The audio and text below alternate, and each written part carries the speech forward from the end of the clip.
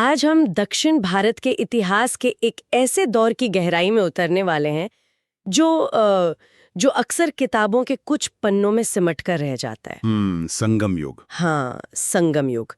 हमारे पास जो स्रोत हैं वो हमें 3री शताब्दी ईसा पूर्व से 3री शताब्दी ईसवी के बीच ले जाते हैं। और ये स्रोत एक बहुत ही चौंकाने वाली बात से शुरू होते हैं। अच्छा, वो क्या है? देखिए, ज्यादातर सभ्यताओं में हम क्या देखते हैं, पहले पाषाण युग, फिर कांस्य युग और फिर लौह युग, एक क्रम होता है ना। हाँ, बिल्कुल। लेकिन दक्षिण भारत की कहानी अलग है।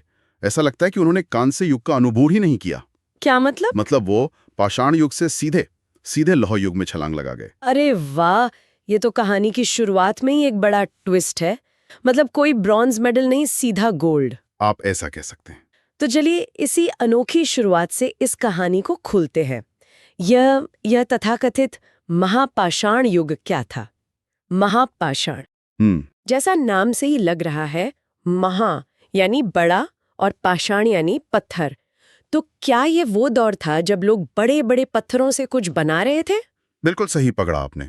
ये वो दौर था जब लोग अपनी कब्रों को या शायद किसी महत्वपूर्ण जगह को चिन्हित करने के लिए विशाल पत्थरों का इस्तेमाल करते थे। अच्छा। हमें 2 तरह की संरचनाएं खास तौर पर मिलती हैं। एक है डोलमेन। डोलमेन? हाँ, जो कुछ बड़े पत्थरों पर टिकी एक पत्थर की मेज जैसी दिखती हैं। ये अक्सर कब्रों के ऊपर बनाई जाती थी। और दूसरी? और दूसरे हैं मेनहिर, मतलब जमीन में सीधा खड़ा किया गया एक अकेला विशाल पत्थर। तो ये पत्थर एक तरह से उस दौर के लोगों के लिए अपने पूर्वजों को याद रखने का या अपनी जमीन पर निशान छोड़ने का तरीका थे। बिल्कुल। लेकिन ये लोग थे कौन? क्या वे किसान थे जो एक जगह बस गए थे? यहीं पर एक और दिलचस्प बात सामने आती है। उस समय का समाज वो मुख्य रूप से एक देहाती यानी पास्टोरल समुदाय था। देहाती? हाँ, मतलब पशु पालने वाले। हाँ, वो खेती के बारे में जानते तो थे, लेकिन उनकी जिंदगी का आधार पशुपालन था। वो अपने मवेशियों के साथ एक जगह से दूसरी जगह घूमते रहते थे। वाह, ये तो विरोधाभासी लेकिन बहुत गहरा विचार है ना? मतलब जीवन भले ही चलायमान हो, लेकिन मृत्यु स्थायी है। बिल्कुल। सोचिए, एक ऐसा समाज जो खुद तो घूम रहा है लेकिन अपने मृतकों के लिए स्थायी स्मारक बना रहा है। क्या हमें उनके रोजमर्रा के जीवन की कोई और चीज मिलती है, जैसे बर्तन वगैरह? हाँ, और वो भी बहुत खास हैं। हमें उस दौर के काले और लाल रंग के मिट्टी के बर्तन मिलते हैं। Black and red ware? जी, ये सिर्फ बर्तन नहीं है, बल्कि उनकी कला और तकनीक का सबूत है। ये दिखाते हैं कि वो सिर्फ पत्थर ही नहीं गढ़ते थे, बल्कि मिट्टी को भी खूबसूरती से आकार देना जानते थे। तो इन पत्थर गढ़ने वाले और पशु पालने वाले लोगों की नींव पर एक ऐसे युग का उदय हुआ जिसका नाम पत्थरों पर नहीं बल्कि शब्दों पर रखा गया, संगम युग। ये संगम का मतलब क्या है? क्या ये नदियों का संगम है? ये ज्ञान और साहित्य का संगम था। संगम का असल मतलब है सभा। सभा? कवियों और विद्वानों की सभाएं, जहां वो अपनी रचनाएं प्रस्तुत करते थे, उन पर बहस होती थी। और ये कोई छोटी मोटी लोकल मीटअप नहीं थी। इन्हें संरक्षण भी मिला था ना? हाँ, पांड्या राजाओं का संरक्षण हासिल था। मुझे पता है कि ऐसी 3 बड़ी सभाएं हुई थी, लेकिन ये होती कैसी थी? क्या ये आज के लिटरेचर फेस्टिवल जैसी थी जहां लेखक अपनी किताबें लॉन्च करते हैं? ये एक बेहतरीन तुलना है। कुछ मायनों में हाँ, लेकिन ये उससे कहीं ज्यादा औपचारिक और शक्तिशाली थी। शक्तिशाली? आप इन्हें साहित्य की सुप्रीम कोर्ट समझ सकती हैं। साहित्य की सुप्रीम कोर्ट? हाँ, इन सभाओं में ये तय होता था कि कौन सी रचना तमिल साहित्य का हिस्सा बनने के लायक है और कौन सी नहीं। पहली सभा मदुरै में, दूसरी कपाड़ापुरम में और तीसरी फिर से मदुरै में हुई। तो इस कोर्ट से किस तरह का साहित्य पास हुआ? विशाल और बहुत विविध। इसे समझने का एक आसान तरीका है। साहित्य को 2 मुख्य हिस्सों में बांटा गया, मेलकनक्कु और किलकनक्कु। अच्छा। मेलकनक्कु को आप उस दौर की ब्लॉकबस्टर फिल्में समझ सकती हैं। ब्लॉकबस्टर फिल्में? हाँ, 18 बड़ी महाकाव्य जैसी कहानियां। और किलकनक्कु को आप नीति वचन या सुविचार की तरह देख सकती हैं। 18 छोटी लेकिन गहरी सीख देने वाली रचनाएं। ब्लॉकबस्टर फिल्में और सुविचार, ये तरीका मुझे पसंद आया। और इन फिल्मों के विषय क्या थे? मतलब एक्शन, रोमांस, कॉमेडी? आप बिल्कुल सही रास्ते पर हैं। मुख्य रूप से 2 ही विषय थे, अकम यानी प्रेम? हाँ, प्रेम, रोमांस, घर के अंदर की दुनिया। और दूसरा पुरम, युद्ध, वीरता और सार्वजनिक जीवन। प्रेम और युद्ध, इंसान की कहानी हमेशा से इन्हीं 2 ध्रुवों के बीच घूमती रही है। और इन्हीं संगमों से एक ऐसा ग्रंथ निकला जो आज भी तमिल साहित्य की नींव माना जाता है। तोलकापियम। जी क्या ये भी कोई प्रेम कहानी या युद्ध का महाकाव्य है? नहीं, ये उससे भी ज्यादा बुनियादी चीज है। तोलकापियम तमिल भाषा का सबसे पुराना उपलब्ध व्याकरण का ग्रंथ है। सिर्फ ग्रामर की किताब? नहीं नहीं, ये सिर्फ ग्रामर की किताब नहीं है। ये हमें उस समय के समाज, उनकी संस्कृति और उनके सोचने के तरीके के बारे में भी बताता है। ये एक तरह से उस पूरे युग का एक्सरे है। चलिए अब उन ब्लॉकबस्टर्स की बात करते हैं। 2 महाकाव्यों का जिक्र बार बार आता है, सिलपथिकारम और मणिमेखलाई। पहले सिलपथिकारम की कहानी क्या है? सिर्फ प्लॉट नहीं बल्कि उसका सार क्या है? सिलपथिकारम का मतलब है पायल की कहानी। ये एक व्यापारी कोवलन की कहानी है, जिसकी एक बहुत गुणी और समर्पित पत्नी है, कण्णगी। ठीक है। लेकिन कोवलन को एक खूबसूरत नर्तकी माधवी से प्रेम हो जाता है और वो अपना सब कुछ उस पर लुटा देता है। अच्छा। जब वो कंगाल होकर कण्णगी के पास लौटता है तो कण्णगी बिना कोई सवाल किए अपनी पायल उसे देती है, ताकि वो उसे बेचकर फिर से व्यापार शुरू कर सके। बिल्कुल। यहाँ तक तो ये एक आम पारिवारिक कहानी लगती है। फिर इसमें महाकाव्य जैसा क्या हुआ?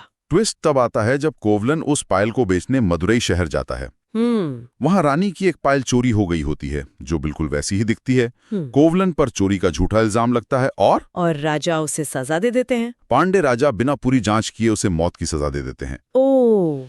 जब ये खबर कण्णगी तक पहुंचती है तो वो साधारण गृहिणी एक ज्वालामुखी में बदल जाती है। अच्छा। वो राजा के दरबार में जाती है, अपनी दूसरी पायल दिखाकर साबित करती है कि उसका पति निर्दोष था और अपने सतीत्व की शक्ति और क्रोध से पूरे मदुरई शहर को भस्म हो जाने का श्राप देती है। बाप रे, ये तो अन्याय के खिलाफ एक औरत के विद्रोह की कहानी है। ये बहुत शक्तिशाली है ना? और दूसरा महाकाव्य मणिमेखलाई। मणिमेखलाई वहीं से शुरू होती है जहां पहली कहानी खत्म होती है। ये कोवलन और नर्तकी माधवी की बेटी मणिमेखलाई की कहानी है। अच्छा, तो ये एक सीक्वल है? हाँ, एक तरह से। लेकिन इसका रास्ता बिल्कुल अलग है। ये बदला या न्याय नहीं, बल्कि सत्य और ज्ञान की खोज का रास्ता है।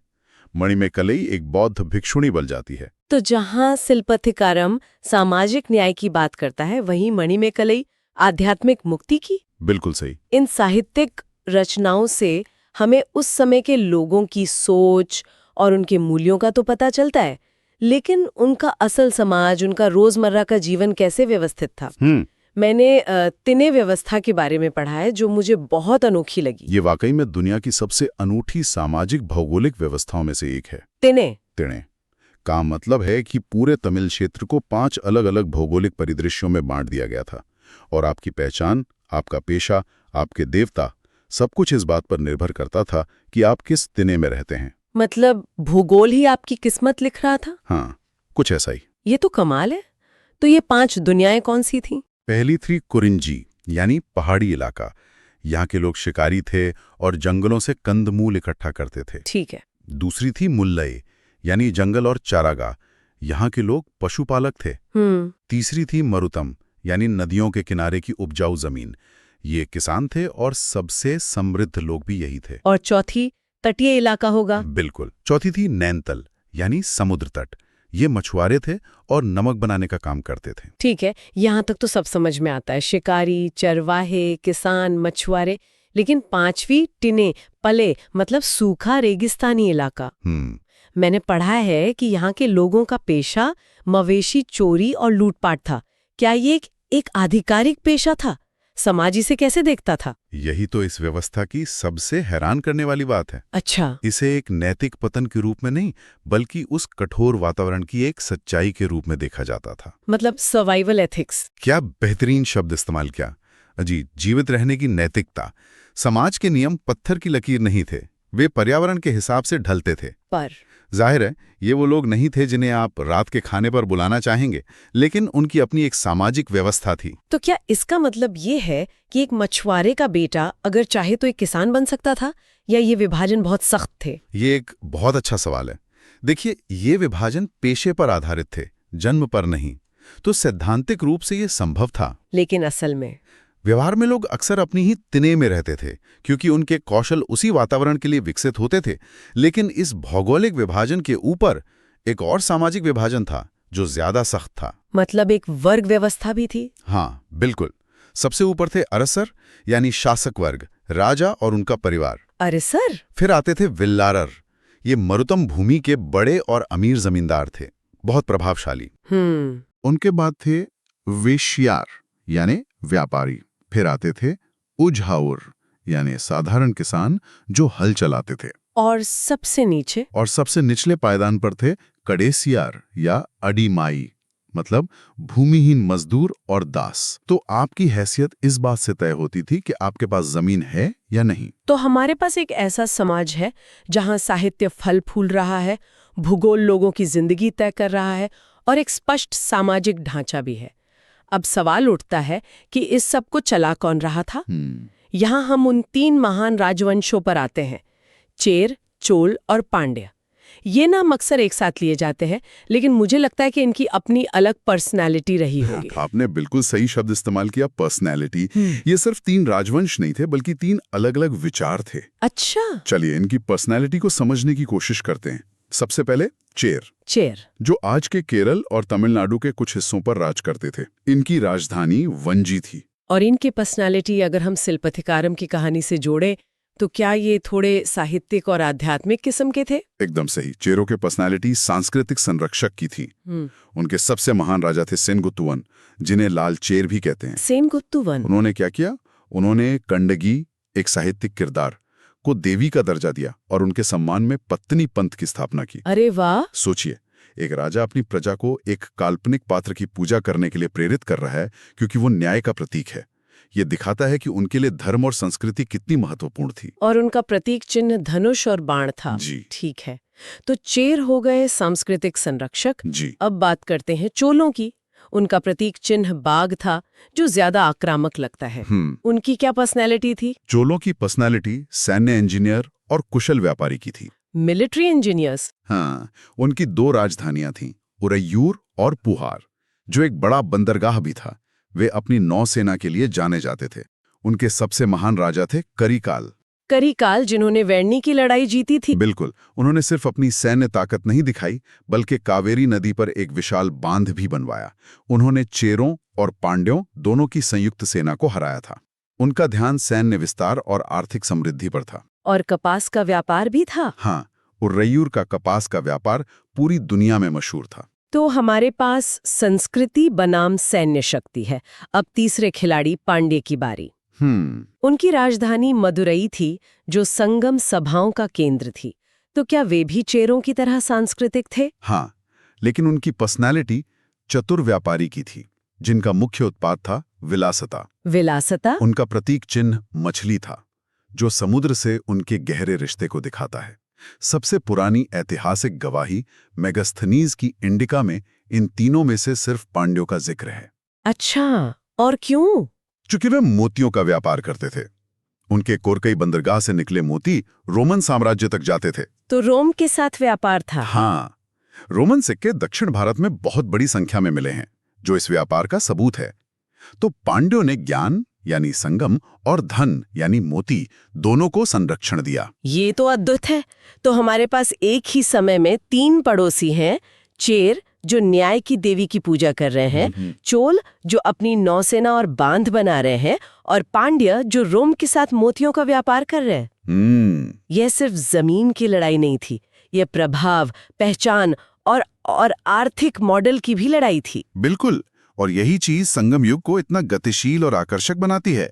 यह 3 अलग-अलग दृष्टिकोणों का टकराव और संगम था, जिसने उस क्षेत्र की संस्कृति को हमेशा के लिए आकार दे दिया। तो आज इन स्रोतों की गहराई में उतरकर यह साफ हो गया है कि संगम युग सिर्फ राजाओं और लड़ाइयों की सूची नहीं है। नहीं, ये एक ऐसी दुनिया थी जहां भूगोल आपकी किस्मत लिखता था, जहां कविता को शक्ति का प्रतीक माना जाता था, और जहां 3 महान राजवंश अपनी अलग-अलग पहचान, संस्कृति, विजय और वाणिज्य के साथ एक जटिल नृत्य में उलझे हुए थे। और ये हमें एक बहुत ही दिलचस्प सवाल पर लाकर छोड़ता है। हमने देखा कि समाज में एक सख्त वर्ग व्यवस्था थी। अरसर और वेलालार जैसे जमींदार शीर्ष पर थे, और अडीमाई जैसे दास सबसे नीचे। हाँ। फिर भी उस युग की सबसे महान और लोकप्रिय कहानी सिलपतिकरम की नायिका कोई राजकुमारी या रानी नहीं है, बल्कि एक साधारण व्यापारी की पत्नी कन्नगी है। बिल्कुल, और उसे देवी का दर्जा इसलिए नहीं मिलता कि वो किसी ऊंचे कुल में जन्मी है, बल्कि इसलिए मिलता है